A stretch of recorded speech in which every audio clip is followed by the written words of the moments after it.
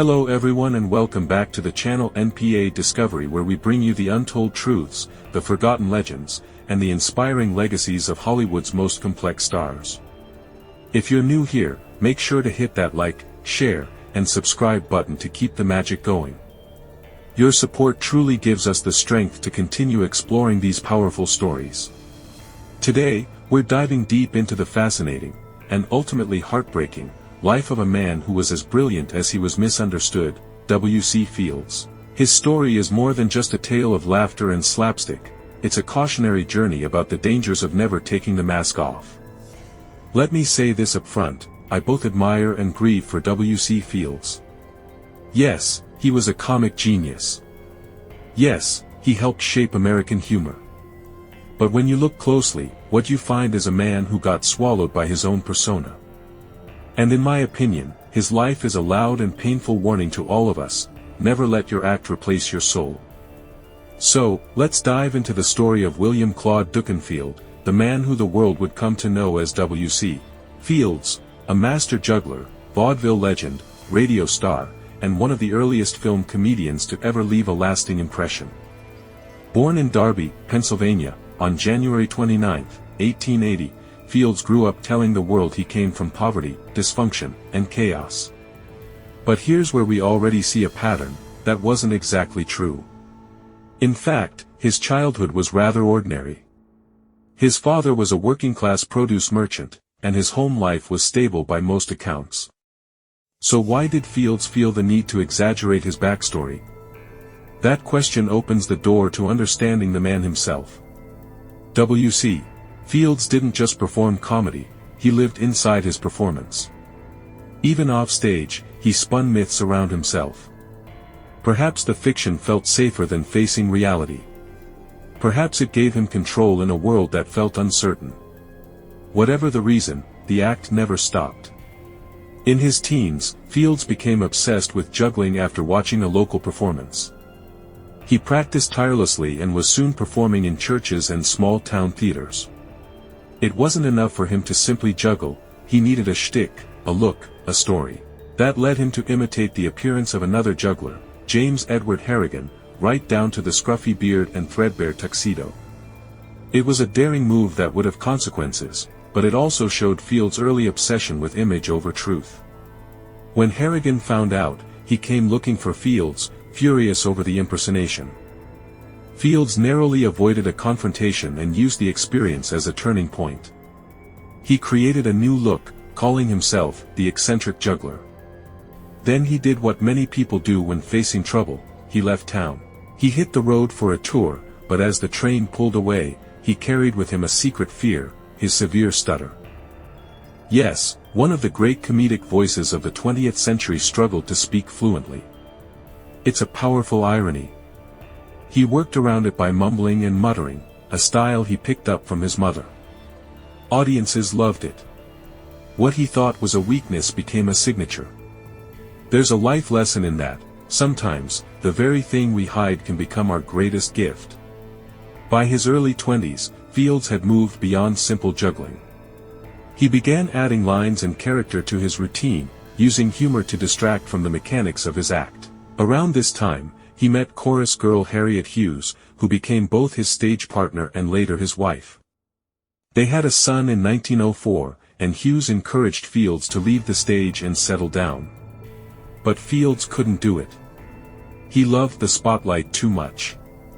And so, he walked away, from his wife, his child, and the possibility of a normal life. This is where the cracks in the foundation start to show. Fields gave everything to his career, but what did he get in return? He joined the Ziegfeld Follies, performing comedic routines built around billiards instead of juggling. With custom-made tables and trick cues, Fields became a sensation. But even as he rose, his personal life unraveled. He started a relationship with another showgirl, Bessie Poole. Though still married, he had a son with Poole, and then abandoned them both. Poole, pursuing her own dreams, gave the child up for adoption. Now we're seeing the darker side of Fields's choices. His success came at the cost of personal responsibility. He could make millions laugh, but he couldn't be there for his own children. He could command a stage, but not face the chaos behind the curtain. Eventually, Fields returned to Broadway with a hit show called Poppy, where he played a lovable con artist. It was the role that defined him. He leaned into it, adopting a costume inspired by a comic strip character named Ally Sloper, top hat, frock coat, and cane. This became the W.C.Fields look. Ironically, after borrowing so many ideas from others, he finally worried someone might do the same to him. He even ran ads in Variety threatening legal action against copycats. When W.C.Fields arrived in Hollywood, he didn't just bring his luggage, he brought his reputation. By now, he was seen as a seasoned vaudeville veteran, a master of physical comedy, and a man whose gruff, sardonic style could light up a room. But Hollywood, as it often does, had its own plans. Fields started off slow. His early silent films were not the success he'd hoped for. Critics and audiences alike were unimpressed, partly because Fields insisted on wearing a bizarre, cheap fake mustache during filming. Why? He claimed he wore it out of spite, knowing audiences hated it. This was classic Fields, self-sabotage disguised as performance. But the tide began to turn. In 1932, Fields appeared in $1 Million Legs, a farcical comedy about a fictional country entering the Olympics.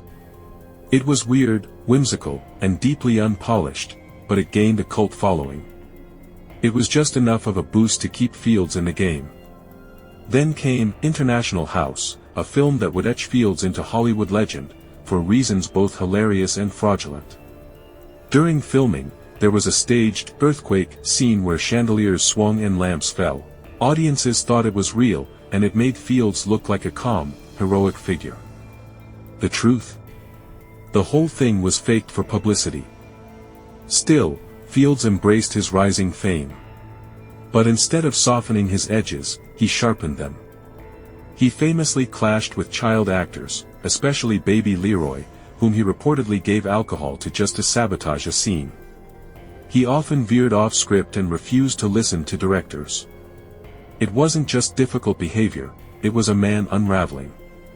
His drinking worsened. The more famous he became, the more he drank. By the late 1930s, Fields was seen less as a genius and more as a liability. He was fired from one project after refusing to stick to the script. But radio offered him a lifeline. He teamed up with ventriloquist Edgar Bergen and his dummy Charlie McCarthy, creating some of the most beloved radio comedy of the era. Hollywood gave him one last shot.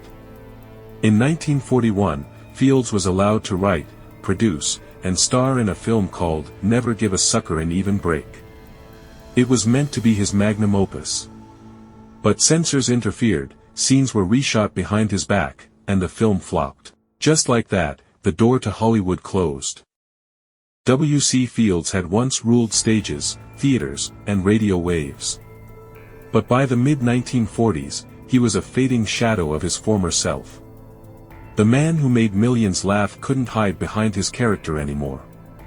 His health, his finances, and his friendships had all eroded under the weight of years of alcohol abuse and emotional detachment. With film roles gone and no steady income, Fields retreated to his home in Hollywood. Yet even there, he couldn't resist staging scenes. He rigged microphones near his door, secretly eavesdropping on guests as they left. If they said something unkind, he'd reference it later, leaving them stunned.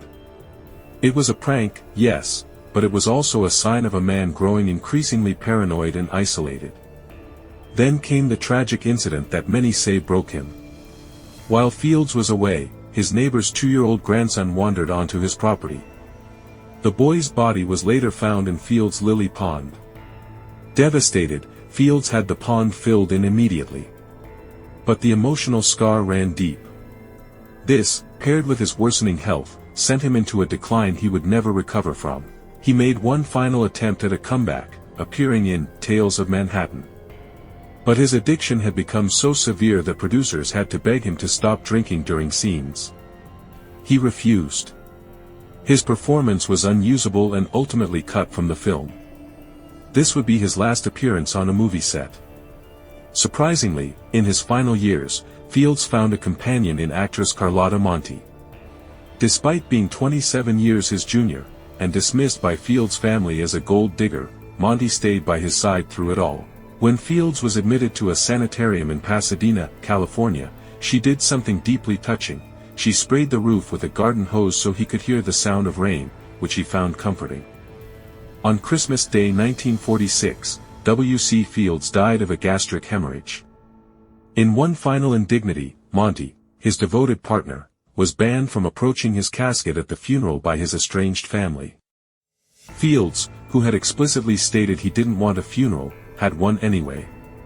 But perhaps the cruelest twist came decades later. A comic strip called The Wizard of ID created a lawyer character who bore a striking resemblance to Fields, both in appearance and in name. They called him Larson E. Pettifogger, a mockery of Fields' pseudonym, Larson E. Whipsnade. The implication? That Fields, even in death, was nothing more than a walking joke.